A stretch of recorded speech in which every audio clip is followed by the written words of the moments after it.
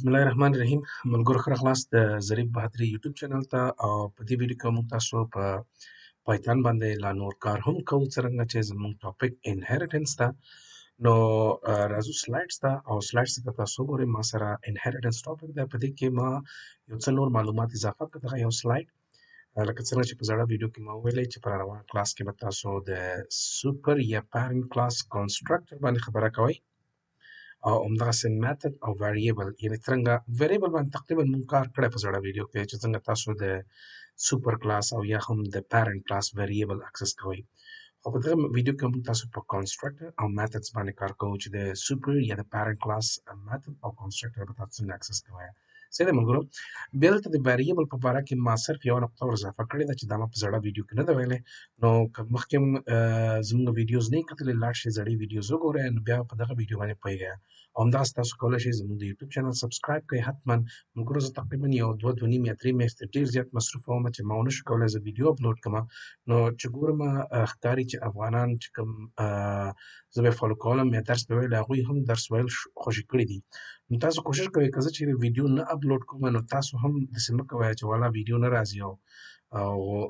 مونږ درس ویل خوشې کړو تاسو کولی شئ چې کوم ټایم ما نوې ویډیو وانه چوله نو ګوګل یا یوټیوب ټول تاسو په خدمت کې دی تاسو نور خلکو چینلونه ولټوئ خو یعنې خپله سټډي یا خپل سبق مه پرېږدئ یا ترېنه لرې مه ځئ نو زموږ د یوټیوب چینل د ظریف بهادري په نوم باندې تاسو دا حتما سبسکرایب کړئ او د دې ویډیوز چې خپل ملګرو سره حتما شریک کړئ نو راځو پایچام ته او پایچام کې ننني ټاپک باندې کار کوو ملګرو لکه څرنګه چې ما تاسو ته وویل چې موږ په انهریټنس باندې کار کوو نو زه به یو کلاس واخلم د کلاس نوم به وي فار ایگزامپل ما واخیسته چې پیرنټ صحیح دی که نه پیرنټ کلاس هغه تاسو مرضي ده چې تاسو اے بي سي یا وټ ایور چې تاسو ورکوئ او دلته به زه واخلم چې example A is equal to 100 هغې نه پس به راشم یو بل کلاس واخلم هغې ته وایم چې کلاس ما سره دی د چایلډ دا د چا چایلډ دی د پیرنټ کلاس چایلډ دی ما سره نو اوس ملګرو چې کله ما دغه سټیټمنټ دلته ولیکه نو چې څومره د دغه ډیټا ده د پیرنټ کلاس ډیټا ده ما سره په چایلډ کې هم پرته ده زه به راشم دلته به زه ورته وایم چې ما ته څه کار وکړه دیز کې ما ته راشه څه واخله واخله یو میتھډ ډف زه ورته وایم میتھډ اوس بند مې کړمه او دې میتھډ ته به زه دننه ووایم چې ته ما ته پرنټ کوه څه شی پرنټ کوه ما ته پرنټ که ما ته self dot a نو دا تاسو وګورئ ملګرو چې دغه self dot a په واسطه زه څه شی کوم ما ته د پیرنټ کلاس a ویریبل ما ته پرنټ کوي نو زه راځم دلته څه کار کوم ورته وایم چې ما ته اول یو object واخله is equal to child پاسواز پاسبند او انټر مې کړم هغې نه پس به زه ورته وایم چې object dot method 1 ما ته کال کړه دا تاسو وګورئ ملګرو که زه دا رن کړم دا ما ته رن کوي که مو خیال شوي په زړه ویډیو کې ما تاسو ته ویل چې تاسو به سوپر استعمالوئ سوپر په هغه وخت کې استعمالوئ که چیرې همدغه a ما سره په چایلډ کې موجوده وي مثلا که زه دلته راشم ورته وایم چې a is equal to 1000 یا ما واخیسته چې 200 صحیح ده که نه is equal to 200 نو اوس که زه دا رن کوم ملګرو دا به ما ته دا 200 والا رن کوي دا ګورئ a ما سره په چایلډ کلاس کې پروت ده ما self dot a ورته ویلی که زه دا رن کړم دا ما ته د خپل د کلاس اوس په داسې حالت کې که زه غواړم چې پیرنټ پرنټ کړم نو بیا به زه سوپر لیکم که چیرې دغه a په چایلډ کې ما سره نه وي نو بیا دا زه سوپر کې لټوي یا یې په پیرنټ کلاس کې لټوي او د هغه پیرنټ کلاس ډیټا ما ته دا پرنټ کوي نو په همدې شکل که چیرې مثلا زه راځم څه ورته وایم زه راځم یو خبره بله تاسو غوږ کې کېږدئ که چیرې غواړئ د ټیسټینګ دپاره یعنې کله تاسو لرنینګ کوئ تاسو کولی شئ چې په پیرنټ کلاس کې زه نه غواړم چې ډیټا وي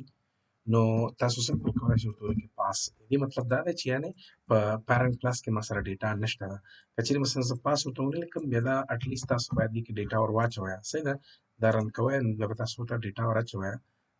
کلیر ده ملګرو خیر دا خو وایي چې انएक्सपेक्टेड ها دا وایي چې دغه د پیرنټ کلاس تاسو سره ډیټا نشته دی تاسو اټلیست دې کې باید INT یا ویریبل یا وټ ایور تاسو واچوئ که زه ورته وایم b یا z is equal to 90 نو دغه ایرر به بیا ختم شي صحیح دی اوس دغه ایرر چې دی دا دې ایرر نه مطلب دا دی چې a موږ سره اویلیبل نه ده په دغه کلاس کې یا په دې بهرني کلاس کې صحیح دی نو دا ایرر به ختم شي که چیرې تاسو دا واخلئ نو که تاسو غواړئ چې زه په یو خالي کلاس جوړوم هغه کلاس ته زه ډیټا نه راچوم نو تاسو کولی شئ چې ډایرکټ پاس ورته ولیکئ نو په دې شکل باندې تاسو کولی شئ چې یو کلاس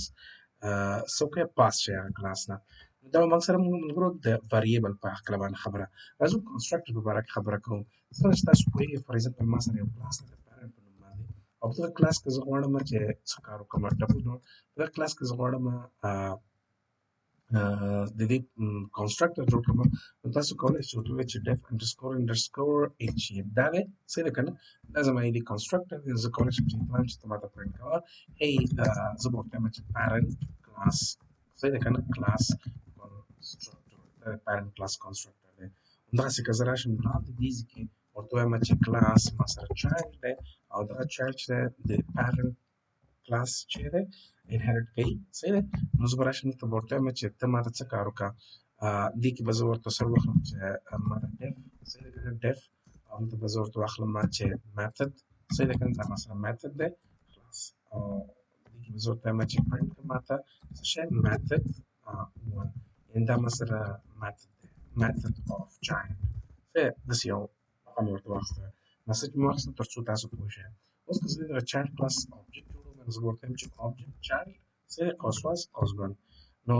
ملګرو که زه دا رن کومه دلته تاسو وګورئ مخکې له دې نه که زه راشم دلته کې ورته وایم ګورئ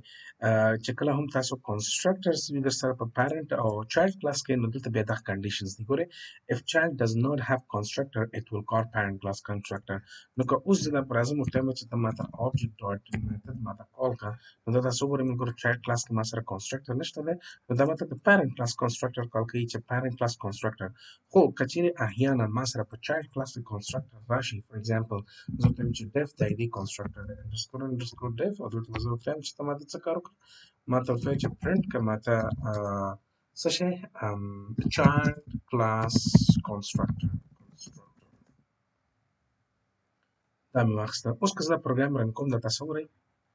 د child class constructor او بیا method of child یعنی مطلب دا ماته څه کوي override کوي یعنی د parent class چې کوم constructor دی هغه ما سره override شو if child دا به بیا constructor بیا به د child class constructor کال کوي if you want to call child class constructor and parent class constructor نو بیا به هغې لپاره super استعمالوي صحیح دی ملګرو اوس مثلا که زه غواړم چې نه ماته د child class constructor خو رن شو زه غواړم چې دغه parent class constructor دې هم رن کړي د هغې لپاره تاسو څه کار کوئ for example زه ورته دغه method کې دننه دغه method دی ماته څه کار کوي super dot صحیح دی که نه قوسواس قوسبند dot څه شی وکړه ماته دلته کې به تاسو واخلئ څه شی initiate صحیح دی که نه هماغه دوباره به ورته underscore initiate self دې کې بیا self کیورډ ته ضرورت نشته دی صحیح دی دا به تاسو صرف رن کړئ دا تاسو وګورئ چې child class هغې نه پس بیا parent class دی بیا پاس میتد دی تاسو غواړئ چې اوله د هغه رن کړي بیا تاسو دا کنټرول ایکس کړئ دلته به راشئ ته به ورته وایئ چې دغه چې کوم ما سره کنسټرکټر دی دا کنسټرکټر دی د parent class constructor دی کال کوي دا تاسو وګورئ ملګرو نو parent class constructor child class constructor او دغسې method of child نو دا به تاته په دې شکل باندې کېږي که احیانا تاسو سره په parent class کې method وي for example ما واخیسته چې def صحیح دی او دلته ورته وایم چې method 2 صحیح دی که نه قوسواس قوسبند یا self به زه واخلم قوسواس قوسبند مې واخیسته انټر مې کړه هلته به زه ورته وایم چې print کړه ماته hey method of parent class نو دا اوس وګورئ ملګرو د دې کالینګ لپاره به تاسو څه کار کوئ همدغه سوپر کیورډ به استعمالوئ یعنې all in all زه به دا درته وایم دلته به خلاصه ولیکمه to access parent class data variable and data یا method صحیح ده که data ته نه data ورته ولیکئ data نه مطلب دا دی چې variable comma method comma constructor صحیح ده که نه constructor د دې ټول دپاره به تاسو استعمالوئ څه شی د دې ټول لپاره تاسو استعمالوئ سوپر کیورډ به استعمالوئ صحیح دی ملګرو نو دا کیورډ به تاسو استعمالوئ اوس تاسو مرضي دغه میتد دلته کوم ځای کال کوئ په دغه کلاس کې دننه نو کولی شئ چې ورته چې میتد 1 چې کله خپل میتد رن کړه هغې نه پس دې ماته څه کوي سوپر ډاټ صحیح دی که نه سوپر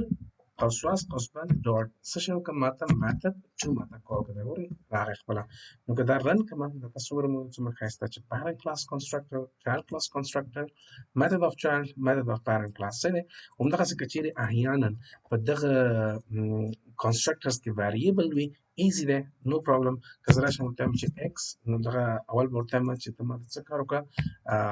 ماته واخله دلته for example salary دي که ما سره variable د salary say that is equal to salary مې واخیسته is equal to 0 دی فی الحال نو زه به راشم دلته ورته وایم چې x is equal to yourself dot salary is equal to x x ته ور واچوه چې کوم x ما سره راغی اوس نو که چیرې مثلا ته د سوپر کلاس یا د parent class constructor کال کوي نو باید ته مجبور یې چې دغه ځای کې ورته هغه salary ورکړي for example ما واخیستم دومره صحیح دی دا ګوره 9000 مې ورکړه اوس دا 9000 پرنټ کوي چېرته زه به راشم ورته ووایم چې constructor method 1 دا ګورئ method 2 چې کوم د parent class method ده زه به دې کې ورته وایم چې for example comma او بل به واخلم ورته وایم چې salary صحیح ده که نه is equal to comma څه شی وکړه ماته واخله self dot salary صحیح ده تاسو په دې شکل باندې کولی شئ چې run کړئ دا اوس تاسو وګورئ ملګرو method of parent class salary is equal to 900 هغه ځکه چې دلته ما چې کله child class کې د دغه parent class constructor کال کوو د child class په constructor کې ما هغه value ور واچوله هغه دغه value واخله salary ته واچوله بیا دلته دغه method 2 هغه بېرته کال کړو method 2 ما چېرته کال کړی دی د child class په method 1 کې ما method 2 کال کړی نو ملګرو پروګرام دا سانتي مغلق کړئ ځان ته او په دې باندې مختلف پریکټس وکړئ دغه ډیټا راواخلئ اکسس یې کړئ